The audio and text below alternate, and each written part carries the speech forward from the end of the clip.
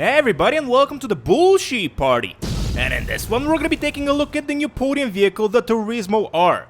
As always, we're gonna be taking a look at its exterior, its interior, the way it customizes and performs and all that good stuff in Los Santos Customs, and ultimately, I'm gonna be telling you if it's worth it.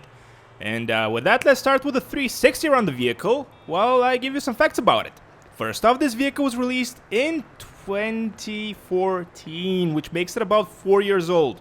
I'm sorry, 8 years old as of the making of this video. I haven't drank a lot of coffee today. It's based on the LaFerrari, which is a beautiful vehicle in my opinion. And in terms of interaction, this is what you can do with it. You can open both doors and the hood, which is located in the rear because it's a rear engine type of vehicle. So, cool. And the fact that it's 8 years old is kind of concerning in terms of customization, but hey, let future Bullsheep worry about that. Present Bullsheep just is glad that we have a free vehicle in front of him. So, yeah, that's the exterior. Kind of cool. Kind of, yeah. I really like the Turismo R over here. Let's jump in and look at the interior.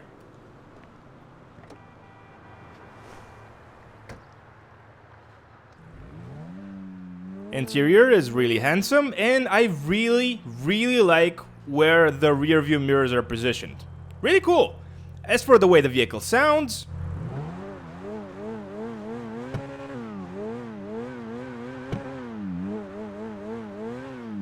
really not bad. Sounds great. And we're off to Los Santos Customs, but not before seeing what type of drivetrain we have here. Chances are it's gonna be a rear-wheel drive car, but yep, it's a rear-wheel drive vehicle. And with that, we're off to Los Santos Customs to see what we can customize on the Turismo R. And should be mentioned that I'm gonna be telling you my impressions and thoughts of the stock version of it as we're going there. And so far, I think the acceleration is decent. From what I can tell, the top speed is good. And really interesting, for a rear-wheel drive vehicle, it's really stable. So that's definitely a positive. The brakes are good. And all in all, it's a very okay vehicle, especially for $500,000, which is its sell price. I'm sorry, its buy price. Its sell price, I'm assuming, since this is a Podium vehicle, is gonna be zero. But we're gonna find that in a couple of seconds from now. As for right now, I'm really happy with what I'm seeing here. Only thing this can get worse is if the customization is not on point. So, let's see if it is or not. And here we are, and something that should be mentioned is the Turismo R is a part of the super car class category in GTA Online. As for how much you can sell it for, as I thought, zero! Repair, and we're gonna upgrade all the performance options up front so we don't forget anything at the end. And I just noticed the Turismo R logo on the back as well. Really cool. Transmission and turbo.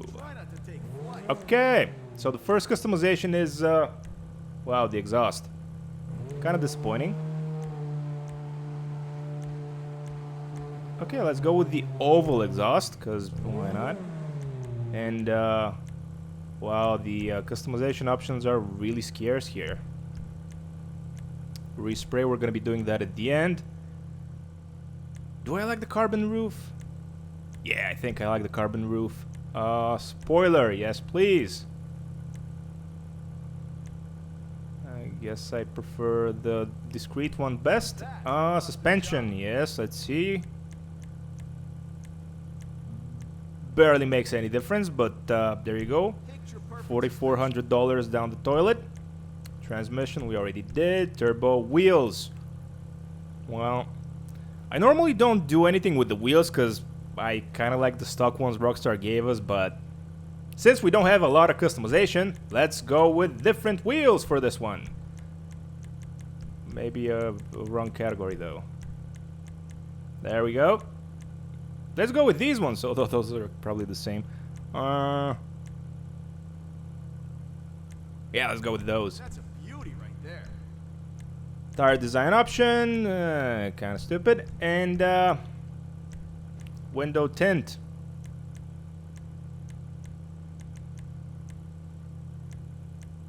Wow. Really disappointing that the window tint also impacts the tint on the rear engine cover thingy. That's really disappointing. So we're gonna be going with the none option since I really like looking at the engine. And wow, I guess it's that time of the video where we change the color of the vehicle. And this week you guys chose green. So thanks for that. We're gonna make a green Ferrari. Cool. But maybe it's not gonna be that. Ooh. Well, that's kind of greenish. Let's see now. Green, green, green. Bright green. Okay, why not? Let's go with bright green. Secondary color. Let's go with matte. And maybe something green as well. Maybe another shade of green. Maybe black. Maybe black, yeah. Maybe black for the secondary one. And even though I harp on liveries, usually, I am kind of sad that this one doesn't have liveries, just because how limited its customization is. Let's go with the gray option. And believe it or not, we're done customizing the vehicle. Oh, no! Wait, we're not. We can put an emblem on and change the wheel color. Since this time we actually chose a different wheels than the stock ones. So let's go with something green. This kind of matches, and we're done. And here we are on the outside, and yeah, customization was kind of horrible. I gotta be honest. The vehicle looks great though. Don't get me wrong. I love the LaFerrari, but I said before, this vehicle was released in 2014, so quite a while ago. In terms of how the performance changed after visiting Los Santos Customs, I can honestly say, not a big change. Still feels good. Feels a little bit better, but not by much. All in all, it's a pretty fun driving vehicle. It really boggles my mind how it's so stable. It really is incredibly stable. It's probably the best feeling rear-wheel drive vehicle that I've ever driven in the game. Just by how stable it is. Ooh, and it can flip cars over. Except that one. I kind of did. Just because of how low its front end is. So that's kind of cool, I guess. If you don't have money for the Rampart buggy, you can get this. I guess. But yeah, is it worth it? I think so. I believe this vehicle is free for some people if you have the Criminal Enterprise pack or something like that. I don't have that, so I don't have a way of confirming. Although I could have looked it up before starting the video. Nah, I guess I'm too lazy for that. But in any case, for $500,000 for this, yeah, I can see it. Getting it for free, yeah, great value for money. Even though the customization is kind of sucky, the vehicle overall in its performance, rather good. So I really think it's worth it. But more importantly, what do you guys think? Do you think it's worth it? Let me know in the comments down below. And I think that's gonna mark the end of this video. So thank you so much to everybody that watched. Hopefully you liked what you saw. If that's the case, please don't forget to leave a like. Please subscribe. Please, I don't know, just send me money. And I'll catch you all in the next one.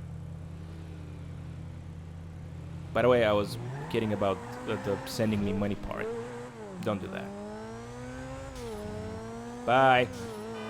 One interesting part that I didn't mention in the actual review for the vehicle is that it's so low, the front end is so low that it can't go on the curb. That's so funny.